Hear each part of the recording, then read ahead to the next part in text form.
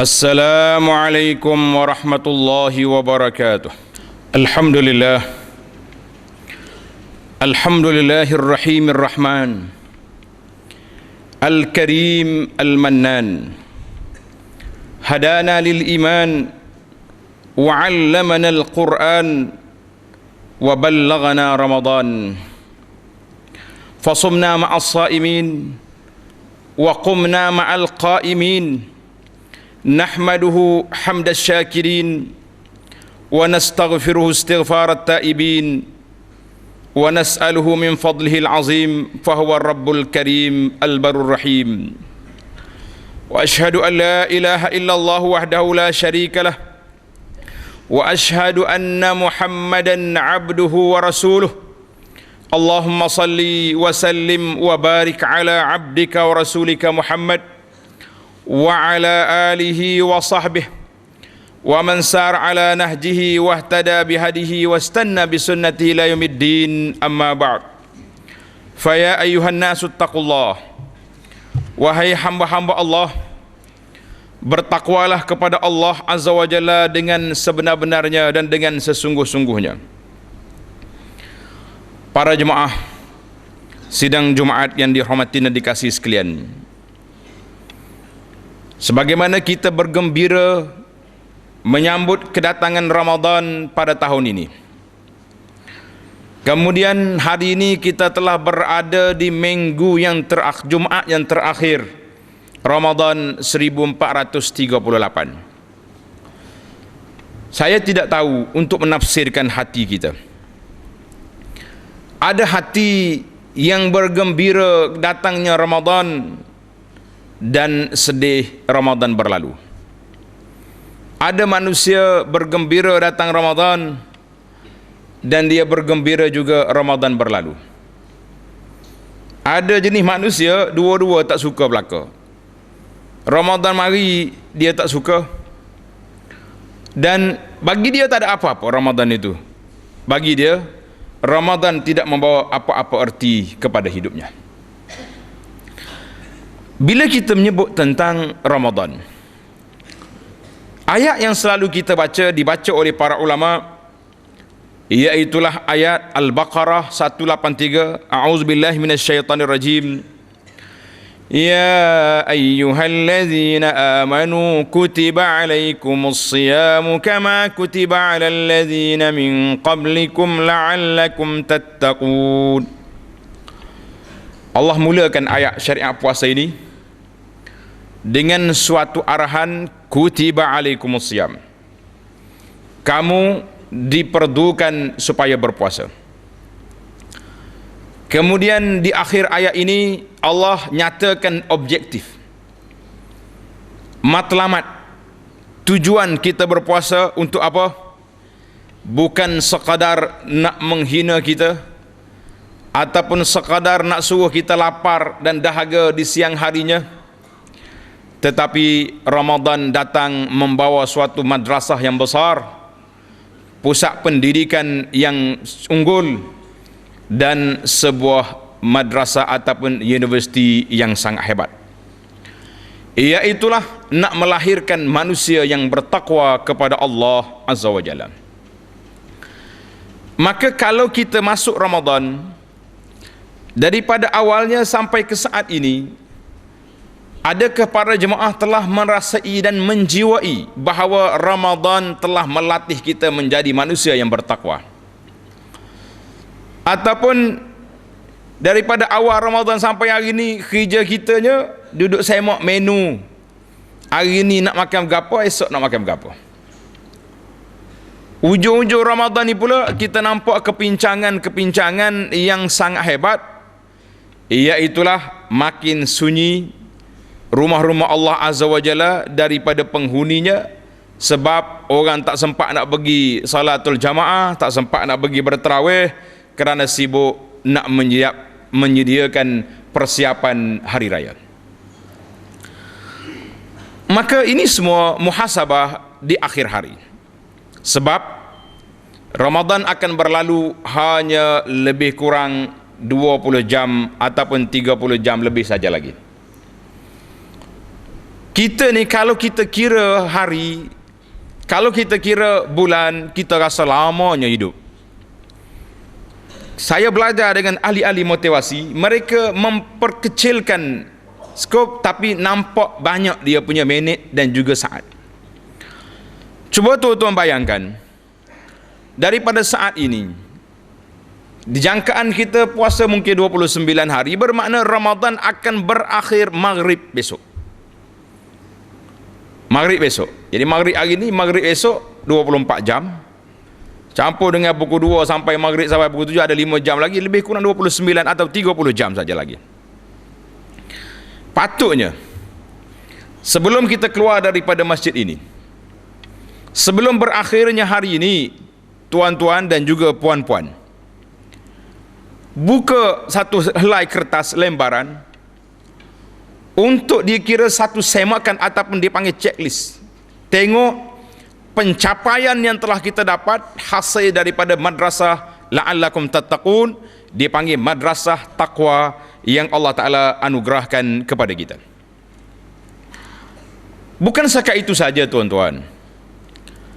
Ini di siang harinya kita berpuasa, dan di malam harinya, di akhir Ramadan, Allah tawarkan suatu offer, satu tawaran projek mega yang begitu besar, iaitulah beramal pada malam tersebut, malam Lailatul Qadar, digandakan pahalanya sama dengan 1000 bulan. Banyak mana 1000 bulan?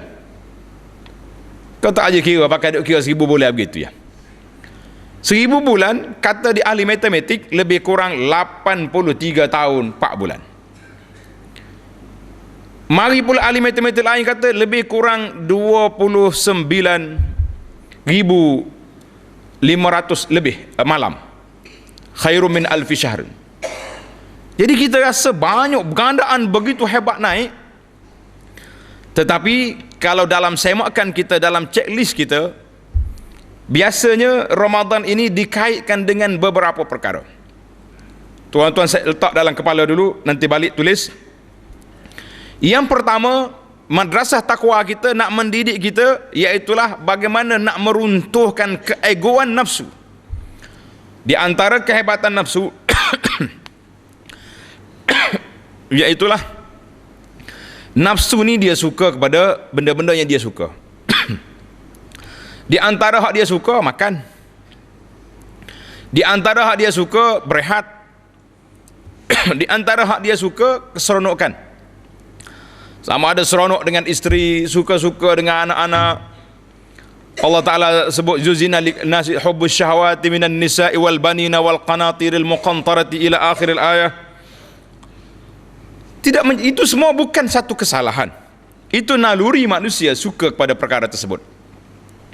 Tetapi di saat kita berada dalam madrasah Ramadan, madrasah taqwa ini, apa yang dapat kita capai, kita cuba lihat. Kita berpuasa daripada fajar, daripada terbit naik fajar subuh sampai kepada terbenamnya matahari maghrib, 12 ataupun 14 jam lebih kurang tempat kita begini. Kita cuba semak, adakah saat kita berpuasa dengan saat tak berpuasa sama aja? Dari sudut buah besarnya, dari sudut apa saja benda-benda yang kita nak buat, yang menunjukkan tidak ada keinsafan dalam jiwa kita, yang menunjukkan kita tidak menundukkan nafsu kita kepada keinginan-keinginan syahwat nafsu yang sangat-sangat suka kepada benda-benda yang kemewahan dan kesenangan itu, maka kita mengatakan ini juga satu kekecewaan bagi kita sebab nafsu tidak terdidik di bulan ini. Saya kadang-kadang bergurau, tulis dekat Facebook, kita mengatakan jangan jadikan bulan Ramadan sebagai bulan penguat nafsu.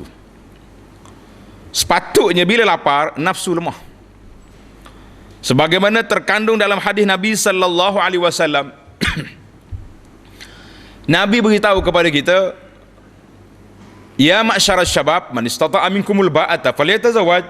Wahai pemuda, mana-mana orang di kalangan kamu yang mampu, hendaklah dia berkahwin. Nabi suruh kahwin orang-orang hak mampu. Ini kita hari ni, mari zaman kita hari ni digoda oleh syaitan.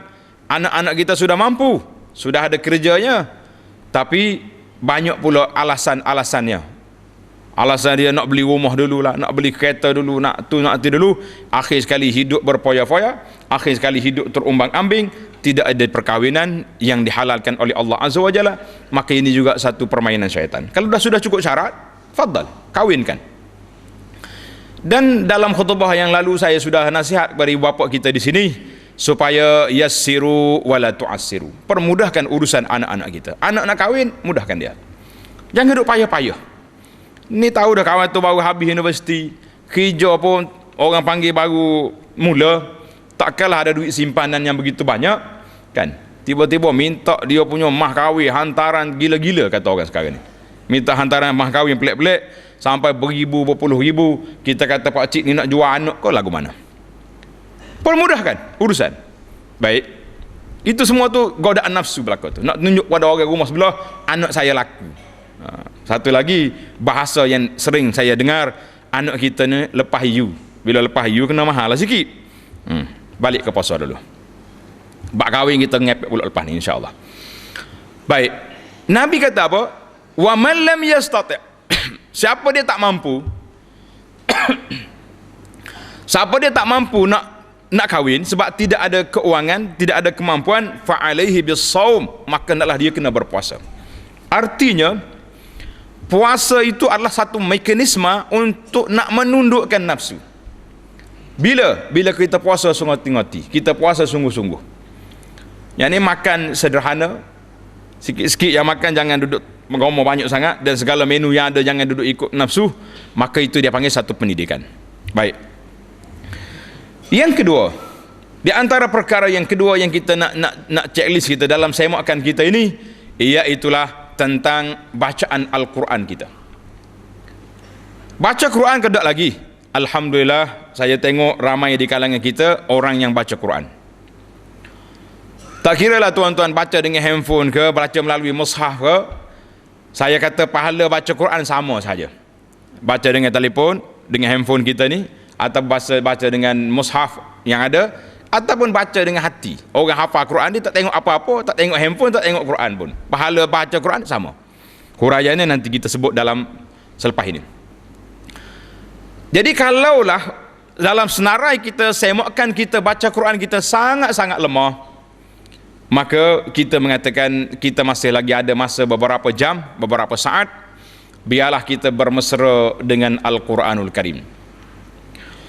Untuk maklumat para jemaah, tahun ni satu program yang dibuat oleh kerajaan Kelantan dipanggil Madinah Ramadan. Madinah Ramadan, dia buat program daurah Al-Quran. Seorang baca Quran satu muka, seorang terjemah, dan seorang ustaz menghuraikan secara ringkas ayat-ayat yang dibaca. Alhamdulillah, saya juga salah seorang daripadanya, walaupun beberapa kali je pergi. Dan anda tengok program ini daripada pukul 8.30 ataupun pukul 9 pagi sampai pukul 1. 4 jam lebih kita punya daurah. Alhamdulillah, lebih ramai orang yang hadir, bermakna masih ada ruang orang-orang yang nak mengaji Al-Quran Karim. 4 jam straight ada orang belajar. Tapi kalau kita duduk menyengging rumah ya, duduk atas kursi malas tu, kita pun jadi malah, dua muka surat sehari tak baca Quran, kita kata kategori mana kita ni hari ni? Lesh, kenapa Syahrul Quran kita tidak menjadi orang yang duduk dengan Al-Quran? Tuan-tuan nak bagi alasan apa di hadapan Allah Azza wa Jalla bila kita ditanya nanti? Allah Ta'ala kata, aku turun kitabun anzalnahu ilaik liyadabbaru ayat. Nanti Allah tanya, aku turunkan kepada kamu Al-Quran untuk kamu tadabbur, untuk kamu teliti, untuk kamu kaji. Tiba-tiba kita Al-Quran itu hanya menjadi perhiasan rumah kita dan menjadi acara-acara resmi apabila berlakunya kematian. Bila ada orang mati, sibuk. Budak-budak pondok dapat rezeki, dapat kain sarung lah, dapat duit lah, dapat pulut iti. Itu dia panggil menu biasa lah kalau pergi baca Quran rumah orang mati lah. Al-Quran bukan itu fungsi dia, tetapi Al-Quran diturunkan untuk kita para jemaah sekalian. Baca saja dapat pahala, tadabbur, meningkatkan keimanan kita kepada Allah Azza wa Jalla, dan kemuncak daripada segala-galanya kaifa na'malu bihi, bagaimana kita nak beramal dengan Al-Quran. Senarai yang ketiga, tuan-tuan saya mau tengok qiyam Ramadan, berdiri pada malam Ramadan. Qafilatul khair, orang-orang yang saleh, orang-orang yang baik berdiri. Ada sebahagian daripada madrasah Al-Quran di sebahagian daripada negara, masjid dia ni dia pecah tiga. Di masjid ni ada pecah tiga. Yang bawah sekali ni untuk umum masyarakat ni satu juzuk satu malam. Ini untuk orang awam. Naik tingkat yang kedua, kumpulan yang kedua, kumpulan ustaz-ustaz berkumpul di situ, dia baca satu malam 3 juzuk. Masuk lagi satu kumpulan lagi, syekh-syekh besar ni mungkin mereka akan baca 5 hingga 10 juzuk satu malam. Berdiri lepas salat Isya sampai hampir sahur baru berhenti. Haula'il qaum as-sabiqun as-sabiqun, mereka orang yang laju untuk bertemu dengan Allah Azza wa Jalla. Saya nak ambil kategori yang pertama saja, tuan-tuan. Pada itulah saya kempen. Satu Malaysia kita berkempen, jangan lari tengah tarawih. Tulis kita, bagi ke masjid-masjid, tolong gantung, tolong sangkut.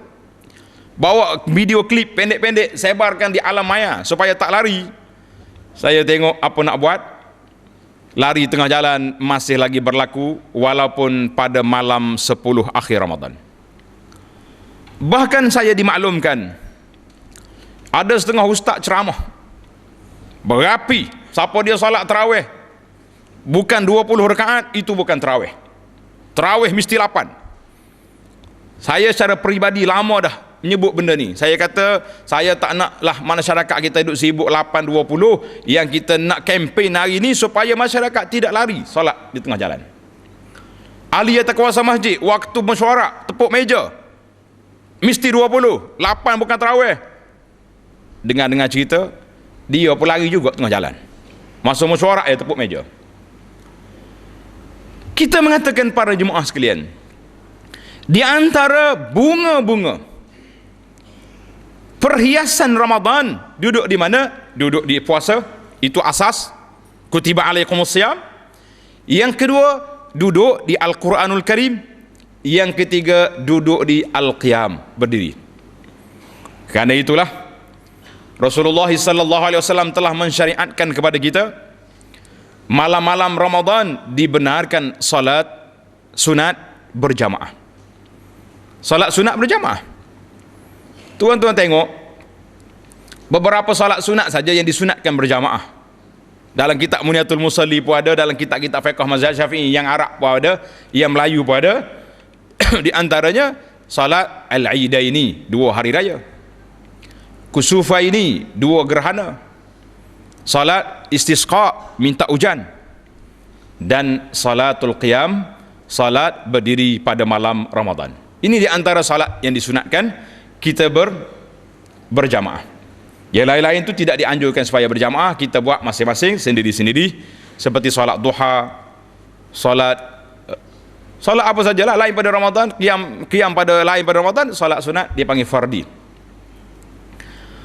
Rasulullah sallallahu alaihi wasallam salat dengan beberapa orang sahabat. Kemudian Nabi tengok makin ramai orang mari salat di belakang Nabi. Masa itu tak ada lagi nama tarawih, tuan-tuan. Tarawih ni kemudian ada nama dia. Nabi panggil salatul qiyam.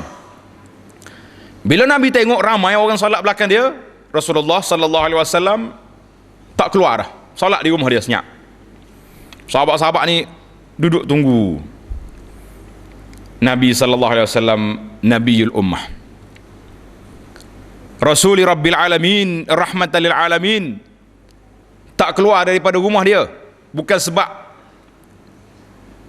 orang tak ada, penuh masjid, tapi Nabi tak keluar daripada rumah kerana bimbang, takut-takut Allah Ta'ala syariatkan, fardukan salat al-qiyam.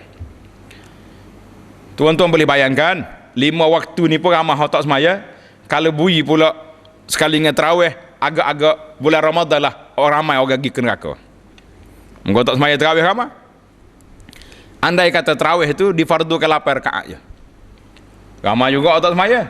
Maka jadi Nabi tak bimbang, takut sahabat ni difardukan ke atas kita salatul qiyam, maka Nabi tak keluar, dia solat di rumah dia sallallahu alaihi wasallam.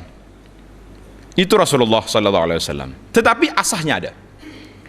Bila mari Sayyidina Umar, nak Umar kumfu balik di bawah seorang imam, maka Umar mengatakan ni'matul bid'atu hadhihi, sebaik-baik susunan baru je ni. Bukan bermakna Sayyidina Umar buat bid'ah, tapi Sayyidina Umar menyusun balik apa yang telah dibuat oleh Nabi sallallahu alaihi wasallam, dan di zaman Sayyidina Umar sudah tidak ada lagi kebimbangan salatul qiyam akan difardukan. Tapi malang kita lari dan kita tak mau. Alhamdulillah, bagi orang yang kuat semangat, saya tengok ada orang tua-tua 20 rakaat dia solat di masjid yang solat 1 juzuk 1 malam, tak lari daripada awal Ramadan sampai ke sudah.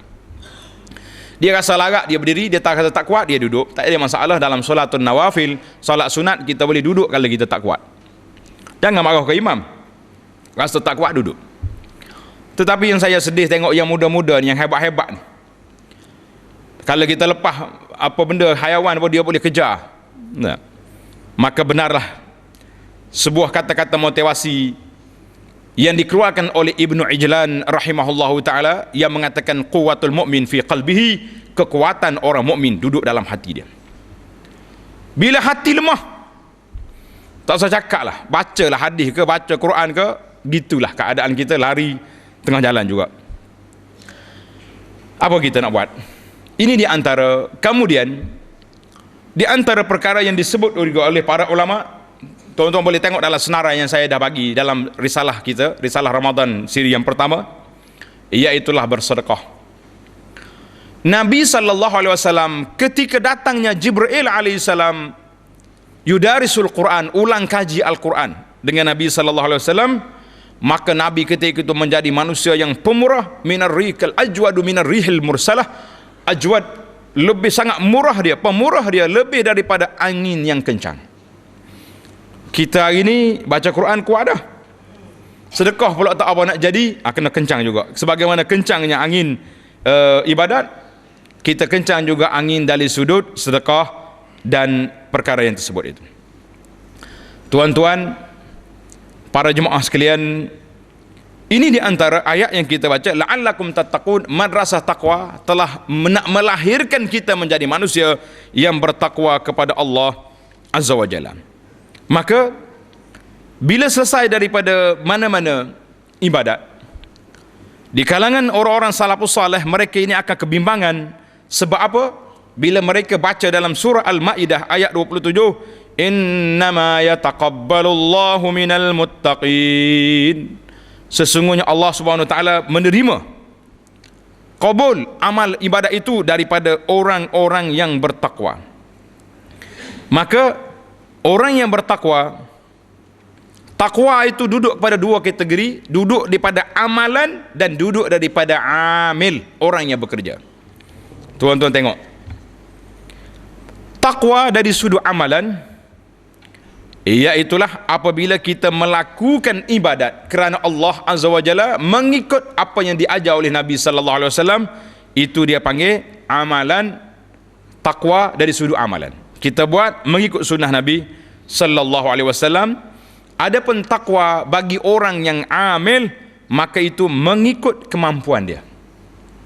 Dia kata saya tak bertakwa sebab apa? Saya ni hanya boleh solat berjamaah aja 5 waktu. Lepas tu semaya sunat rawatib, orang lain-lain tak kuat dah. Lah, kita kata itu sudah takwa. Saya ni nak masuk dalam kategori takwa macam mana ni? Sedekah pun sikit-sikit. Kita kata tak dalam takwa. Kerana itulah Allah Ta'ala sebut dalam surah Az-Zalzalah, faman ya'mal mithqala dzarratin khairan yarah. Siapa dia buat mithqala dzarrah? Mithqala dzarrah maknanya sebesar zarah kebaikan, dia akan buat, dia akan tengok. Dan waliyazubillah sebaliknya, siapa yang buat kejahatan mithqala dzarratin, dia juga akan terima apa yang dia buat itu. Artinya kita ni orang yang bertakwa, jangan memandang remeh kepada pahala dan jangan memandang remeh kepada dosa. Dua-dua sekali kita kena besar belaka. Dosa besar kita jangan buat, dan yang pahala pun kita jangan kata aku buat sikit tak boleh nak lah. Cuma buat sikit tak maulah kita elan dah, tapi hari ni kena elan belaka nak kata macam mana. Maka apabila kita selesai daripada ibadat, tuan-tuan dan puan-puan kena ingat, apabila selesai daripada kita beribadat, yang besarnya kita berdoa kepada Allah Azza wa Jalla. Doa yang awal dulu saya dah ajar, Allahumma sallimni li Ramadan wa sallim Ramadana li wa tasallamhu minni mutaqabbala. Jadi akhir kita minta Allah Ta'ala wa tasallamhu minni mutaqabbala, ya Allah terimalah ibadat-ibadat yang telah saya lakukan dalam bulan Ramadan ini sebagai ibadat yang engkau kabulkan. Innama yataqabbalullahu minal muttaqin. Nabi Ibrahim dan Ismail alaihi wassalam apabila selesai membina Kaabah, mereka berdoa, Rabbana taqabbal minna innaka antas sami'ul alim. Dan juga doa dia, Rabbana wa taqabbal du'a, ya Allah terimalah doa kami. Jadi para jemaah sekalian, kita banyakkan doa dan banyaklah beristighfar dan bertaubat pada Allah Azza wa Jalla, kerana di musim inilah kita beristighfar dan musimlah kita bertaubat kepada Allah Azza wa Jalla. Bagi mana-mana orang yang teringat kepada ayah dia yang telah meninggal, maka perbanyakkanlah doa dan istighfar. Kalau kuburnya dekat, kita pergi ziarah kubur. Tidak semestinya ziarah kubur itu tunggu hari raya. Sekarang kita ziarah. Kenapa kita nak tunggu? Sehingga ada ulama menegur, dia kata kenapa bila kita hari raya baru nak bermaaf-maafan? Bermaaf-maafan pada hari raya? Tak. Saya kata bermaaf-maafan bermula di bulan Syaban lagi. Bermula di bulan Syaban. Kemudian kita teruskan bermaafan di bulan Ramadan. Hari raya kita bukan baru nak minta maaf, kita bertemu dalam keadaan bergembira, berdakat-dakapan, berpeluk-pelukan, dan bergembira dengan muka yang senyum, dengan hati yang lapang. Bukan pada hari raya mari sengih holo tangan minta maaf lah we koso-koso. Gapo dia koso-koso lagu ni? Lah, hari raya ni bukan nak mengungkit kesalahan-kesalahan lalu, tidak. Kita kena belajar. Dalam ceramah kita tentang kisah Nabi Yusuf alaihissalam. Nabi Yusuf alaihissalam bila dia berkumpul balik adik-beradik dia, berkumpul mari semula, berkumpul di Mesir. Yusuf dah jadi orang besar. Adik-beradik dia yang campur dia dalam telaga dulu. Ingat, telaga dulu. Yusuf tak kata Alhamdulillah, segala puji bagi Allah yang telah menyelamatkan saya daripada telaga buruk dulu. Tak? Langsung tak sebut. Tapi Nabi Yusuf kata apa? Alhamdulillahillazi akhrajani minas sijni. Segala puji bagi Allah Ta'ala yang telah mengeluarkan aku daripada penjara. Tuan-tuan tengok, ini tip besar untuk menyambut hari raya. Yusuf kata segala puji bagi Allah Ta'ala yang telah mengeluarkan saya, menyelamatkan saya daripada penjara. Nak sampai ke penjara, Yusuf masuk dalam telaga buruk dulu. Tapi dia tak ungkit yang tu, sebab kalau ungkit yang tu akan merusakkan hubungan baik, kemesraan dia dengan adik-beradik yang ada sekarang. Tapi bila dia sembut penjara, yang memenjarakan Yusuf bukan adik-beradik dia. Yang memenjarakan dia Imratul Aziz, isteri pembesar Mesir. Maknanya yang bersalah makcik tu, bukan kamu. Ini bahasa yang digunakan. Maka bila kita balik kumpul adik-beradik, kumpul saudara mara, jangan mengungkit benda-benda yang tak baik. Hari raya bukan nak mengungkit, tapi kita nak meneruskan kemesraan, nak meneruskan hubungan kita yang baik sama-sama kita. Ni ada setengah sahabat-sahabat bagi tahu, dia kata, Ustaz, tolong nasihat. Di antara cara menyambut hari raya, jangan duk ungkit dalam perbincangan kita ni benda-benda yang mengguriskan perasaan saudara-saudara kita. Contohnya, tengah duk buah makan topak, bahasa jenis ada mulut celupar, duk tubik warna-warni, hijau ada, biru ada, oranye ada, jadi berubah muka ya awak dia. Isu-isu begini, sampingan begini tak tepi. Hari raya ni kita nak mengungkit Allah, bagaimana kita dulu zaman budak-budak dulu dak main decok, main coh sungai, main lopak galah tinggi, main selambut kata budak-budak perempuan. Barulah kita ulang balik nostalgia lama-lama yang kita rasa happy masa tu, tidak ada masalah apa-apa. Tapi kalau cuik nyalakan sumbu api yang boleh mengguriskan perasaan, maka pada ketika itu masa muka topak betik adi maka turun tak tangga, kata orang. Jangan rusakkan majlis hari raya kita dengan keceluparan mulut kita. Benda-benda yang ada dalam hati kita yang tak setuju tu biar dulu. Habis hari raya kalau nak bincang, kita bincang di dalam tajuk yang lain. Apabila selesai kita menjalani proses madrasah at-taqwa, madrasah Ramadan, maka Allah Ta'ala sebut dalam surah Al-Baqarah di akhir ayat, walitukmilul iddata walitukabbirullaha ala ma hadakum wa la'allakum tashkurun. Di akhir ayat 185 Allah kata apabila selesai daripada berpuasa, walitukmilul iddah, sempurnakan bilangan puasa kamu, sama ada 29 ataupun 30 hari, walitukabbirullaha ala ma hadakum wa la'allakum tashkurun, adalah kamu bertakbir mengagungkan Allah Azza wa Jalla kerana Allah Ta'ala telah beri hidayah kepada kita dapat melaksanakan puasa, dapat mengabdikan diri kepadanya, dapat melakukan ibadat sebaik-baik mungkin, wa la'allakum tashkurun, dan hendaklah kamu bersyukur, mudah-mudahan kamu menjadi orang yang bersyukur kepada Allah Azza wa Jalla. Allah ajar kepada kita bertakbir. Saya dah tegur beberapa kali, kadang-kadang kita ni happy sangat, tak beri kepada anak mercun-mercun yang begitu mahal, menghabiskan duit. Kalau setakat nak main bunga api tanda raya tidaklah jadi masalah, tapi beli dia punya mercun yang mahal-mahal sampai beratus habis duit, ini pembaziran dan menyusahkan kawan. Orang duduk tidur main mercun malam-malam. Jadi saya kata, janganlah anak-anak kita ni kita lepas sekali dengan syaitan. Syaitan keluar daripada penjara dia, anak kita keluar daripada rumah hidup main mercun sampai pukul 2 pagi. Kadang-kadang mari duduk dekat masjid, orang duduk takbir atas masjid, dia duduk main bedil tepi masjid. Ini satu perkara yang kita kena ingat. Di antara perkara yang dipesan oleh para ulama di akhir khutbah di akhir Ramadan ini, iaitulah supaya kita mengeluarkan zakatul fitri, keluarkan zakat fitrah. Zakat fitrah ni tuan-tuan jangan tanya, semua orang kena, yang tua, yang muda, hamba, yang merdeka, yang sihat walafiat, yang sakit, semua kena belaka. Dia kata orang miskin kena zakat mana pula? Soalan ni menarik. Yang miskin pun dia boleh terima zakat daripada orang lain, lepas tu dia pergi bayar zakat ke orang lain pula, cari orang miskin lain. Ini satu latihan. Orang miskin ni sepanjang tahun duduk al-yadus sufla, duduk tangan duduk tadah ya. Biar agak sekali dia boleh beri ke orang. Biar agak ada dalam masa hidup dia setahun ni sekali, dia jadi juru beri kepada orang lain pula sedekah.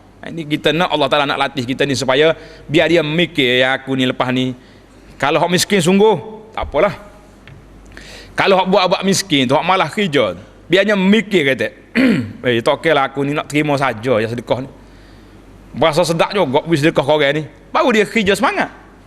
Jadi pasal itulah kita tak boleh orang-orang yang malah ni kita pera dia sampai sudah, jangan, kena beri kerja dia, beri tugas ada dia. Jadi di antara hikmah zakat fitrah ni kena kepada orang miskin, sebab apa?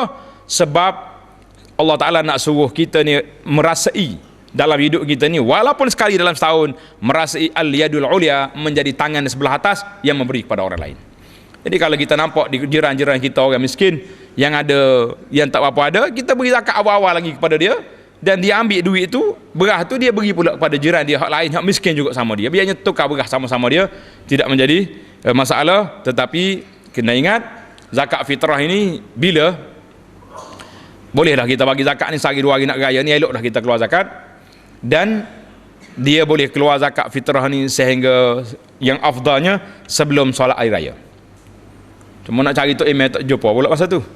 Dia payah terus Tok Imam marah, aku nak pergi ketebah dah ni, sibuk nak terus. Jadi kita beri awal-awal sikit lah, malam hari raya ke tak. Kalau boleh pagi raya, orang miskin dekat jiran-jiran kampung kita ni, kita kena pasti apa, tak ada masalah, lepas subuh pergi bagi dia.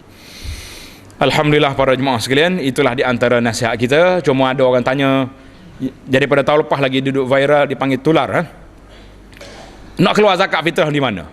Tempat kita kerja ke tempat kita berhari raya? Jawab dia, zakat fitrah ni tak wajib lagi ni. Contohnya ada orang ni mati maghrib pukul 6.30, dia mati pukul 6.25 petang, maka zakat fitrah dia belum kena lagi. Selagi tak maghrib Malam hari raya tu bermula akhir Ramadan, selagi tu zakat fitrah belum lagi. Jadi, kalau kita tak bayar lagi pun tak berdosa. Bila masuk malam raya itulah barulah mulanya fardu zakatil fitri, zakat fitrah baru kena situ. Sebab itulah berbeza di antara orang yang mati pada malam hari raya dengan orang yang lahir pada malam hari raya. Orang yang mati malam hari raya kena fitrah, anak yang dilahirkan pada malam hari raya tak kena fitrah. Tahun depan baru kena. Itulah di antara penjelasan ringkas kita. Mudah-mudahan Allah Ta'ala beri kepada kita kefahaman yang betul dan dapat lagi mengambil masa yang ada sedikit ini pun untuk kita kembali kepada Allah Azza wa Jalla. Dan pada hari Jumaat yang mulia dan hari-hari yang lain, banyakkanlah selawat kata Nabi sallallahu alaihi wasallam, kerana perintah Allah dalam Al-Quran, innallaha wa malaikatahu yusalluna 'alan nabi ya ayyuhallazina amanu sallu alaihi wa sallimu taslima.